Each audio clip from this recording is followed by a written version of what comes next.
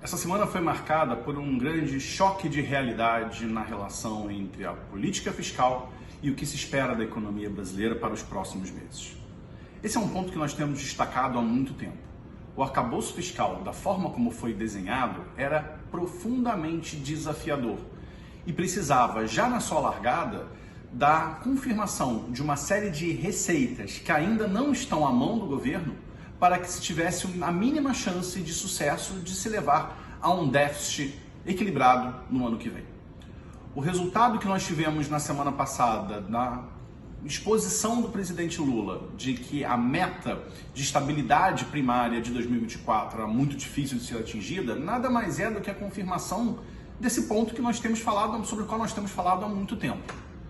Não faz sentido pensarmos, com o kit que temos hoje de medidas já colocadas na rua, que o cenário que está no arcabouço fiscal é o cenário base. Ele até poderia ocorrer, mas dependeria de uma série de realizações muito favoráveis e muito incertas para que fosse observado em 2024 e dali em diante.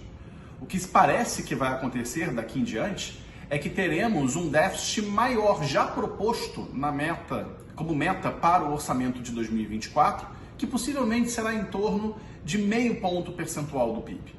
Esse número, 0,5 ponto percentual do PIB, na nossa visão, também é desafiador. E nosso cenário hoje aponta para um déficit primário no ano que vem, no governo central, próximo de 1% do PIB.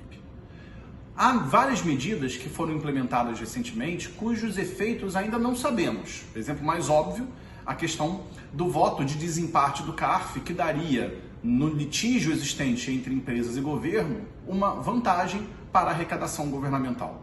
Mas qual é o tamanho disso? Ninguém sabe de fato.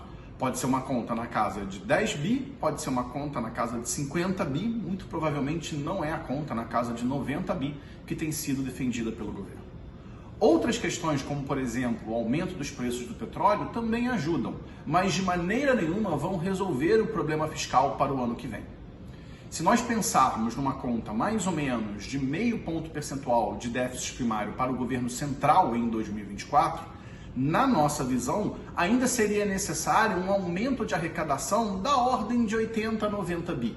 Esse número é muito mais fácil do que o número na ordem de 130 a 140 bi, que seria necessário para levar o déficit a zero. Mas ainda assim, é um valor muito grande. Parece-nos então que agora o mercado começa a entender uma coisa que era um pouco óbvia, que existiam as narrativas, as promessas e os fatos. Os fatos são muito piores do que as promessas anteriores. De que forma isso vai afetar a estrutura de política monetária? De que forma isso vai afetar a perspectiva de crescimento da economia adiante? Ainda é cedo para dizer, mas os sinais são na direção mais negativa. É possível dizer que, na verdade, o governo já acabou, como algumas pessoas começam a colocar? Eu acho que é cedo para dizer isso. Mas o fato é que os desafios estão aí, sempre estiveram, na verdade, e são relevantes. Já advogamos, no fim das contas, por um pouco de sobriedade. O Brasil nunca foi a Suíça ou a Austrália, mas também não é um país africano. Seguimos com os nossos problemas de sempre. É a mesma história do Brasil que temos contado há algumas décadas. Sempre andando na beira do precipício, nunca pulamos dele, mas ali ficamos de maneira um tanto desconfortável.